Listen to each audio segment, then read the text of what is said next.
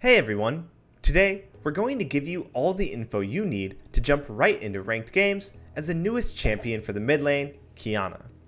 As of right now, Qiyana is best played as an AD mid lane assassin. She has really high AD ratios with 55% on her passive, up to 144% on her Q if she has the wall element, which is something we will get into later, then 70% on her E, and a whopping 170% on her R. Basically, this champion does a lot of damage with a fair amount of utility and mobility. But she's also one of the hardest champions in the game to play optimally. Alright, let's talk about her runes and items.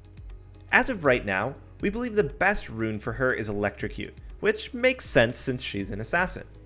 It's important to have ultimate hunter for her ultimate cooldown. Then, Transcendence is the secondary tree because of the amount of CDR that you get. Mana Flow Band because you use a lot of abilities but won't build any mana. For items, the best build in our opinion is Youmuu's Ghostblade, into Duskblade, into Last Whisper. And for boots, Boots of Lucidity once again for CDR. This gives you the raw damage and armor shred to make huge plays with your ult and Q, as well as the cooldown reduction to have your ult up as much as possible. Okay, let's talk about her abilities. Qiyana's passive gives her extra damage for her first auto attack against champions, but it has a cooldown. The cooldown can be reset or removed by switching elements. Like you can see here, when autoing the training dummy, the blue circle appears below, but if she swaps elements, it goes away. Swapping to the same element does not remove the cooldown, it must be swapped to a different one. Her Q is her bread and butter ability. This is where most of her damage and utility comes from. Her Q does something different for whichever element you have selected. If you have no element, it just does a standard slash like this, but you really should never be using this unless you start Q at level 1. Now, when you use Q after grabbing an element, things get a lot more interesting. With any element selected, your Q has increased range. But don't be fooled by the indicator. It will break on the first enemy hit and won't go as far as it seems. But if it doesn't hit anything, it goes the max range. The three elements that you can have are water, grass, and rock. Water makes your Q root, then briefly slow. Rock makes you do bonus damage if they are below 50%, and only if they are below 50%, otherwise it does nothing. And grass lays down a stealth trail that disappears after 3.5 seconds or after your first attack. We will explain how to use each of these in a little bit. Qiyana's W seems pretty simple at first, but it actually has a lot behind it. Its main purpose is to grab an element. You should pretty much always have one for multiple reasons. First, it gives you bonus attack damage on auto attacks and 20% attack speed. Also, it gives you more movement speed when running next to the element that you have. So, for example, if you're running back to lane from base, grab the earth element and run near a wall. The ability also has a lot of built-in mobility and outplay potential. The little hop that you do can jump walls, avoid skill shots, and help kite or chase. It's important to note you jump where your mouse is, so you can jump in place or jump further like this. And these are some of the wall hops that you can do.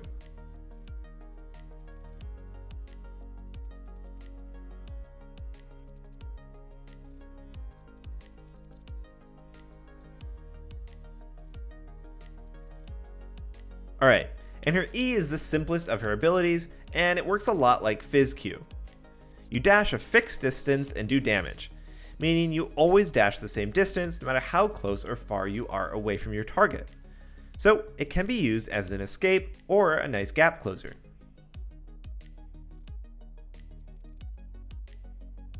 There is one super important thing about this ability though. If you use E and Q at the same time, it will throw the Q at the target of your E. This makes it almost impossible to miss even when they jump. You can see what we mean in this clip here when McBay's tower dives this Lee. He flashes, but since he used E then Q, it followed him to get the kill. Alright, let's now talk about her ultimate, which is one of the hardest parts about her kit. Her ult has two parts. The first is the shockwave that she sends out. This does no damage, it only pushes champions. But once the shockwave hits a wall, brush, or river, it will explode, and that's where the damage comes from. It also stuns for 1 second. So, if used in the river or a brush, it will do damage and stun anything in the brush or part of the river that the shockwave went through. Now, if you use it on a wall, the entire wall explodes, hitting anything nearby. So the wall can set up crazy plays and stuns. Like here, our expert McBaze has 4 people chasing him, so instead of using shockwave on them, he just throws it at the wall and stuns all 4 of them, doing a ton of damage in the process. Qiyana's ult can also be used kind of like a Lee Sin insect as well. You can eat a 1 person and ult them in. The R can also be input buffered with your flash, so if you R and then flash like this, it can set up some pretty sweet plays. The benefit of input buffering is that it gives the enemy less time to react. For example, let's compare it to if you flashed first then casted R. It comes out much slower and is easier to dodge and react to. However, when you cast R and then flash, you cast the first part of the animation, but then immediately cancel it with your flash while redirecting your ultimate. This makes it way harder for the enemy to react to. Alright, now that we know how her abilities work, let's talk about the main trading combos that you should be using. And the most important one by far is QWQ. You first want to grab an element which should be water or grass, since earth doesn't do anything unless they are below 50% health. Then wait for your W to come off of cooldown. Then use Q, grab a different element than the one you just had, then Q again. This lets you trigger your passive twice in one combo, and it's very quick. This is what the combo looks like in real time, but it's a little slower and McBaze doesn't grab a different element at the start, but he still does a lot of damage. So had he done this optimally by starting with water, it would have done even more damage. Beyond that, you can even extend on this combo by adding in E as well and starting with water. By starting with water and using E then Q, it will root them to guarantee that your next W and Earth Q will hit. Of course, this combo can be mixed up with different elements, and this is just an example, but the purpose is to set it up with the near guaranteed root. This combo also works great at setting up ganks for your jungler.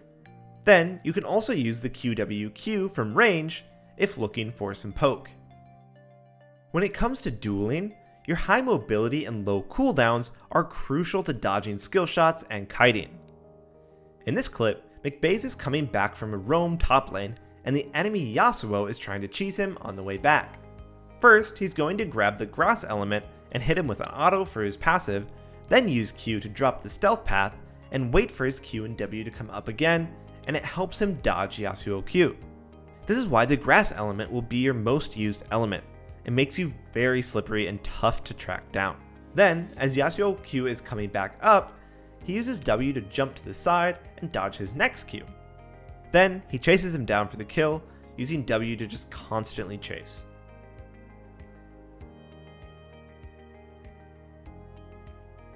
Lastly, let's talk about her level 6 all-in combo. Qiyana can reliably kill the enemy mid laner from 80% health using this combo. And it's pretty simple. You grab water element, wait for W to come off of cooldown,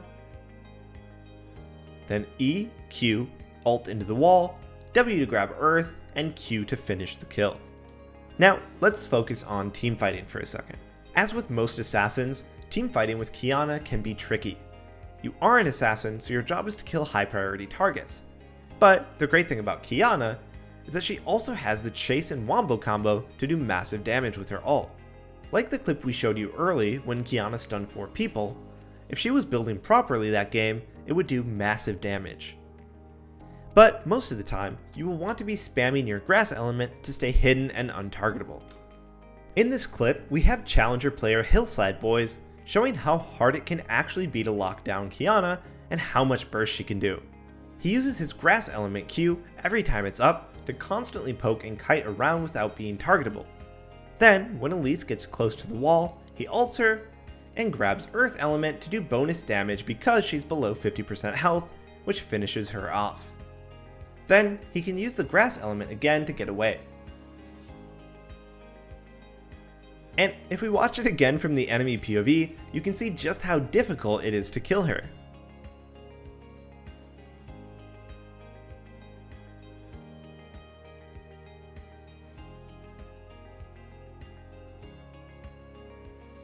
Alright, we learned a lot here, but now let's look at using all of these concepts in an actual laning phase.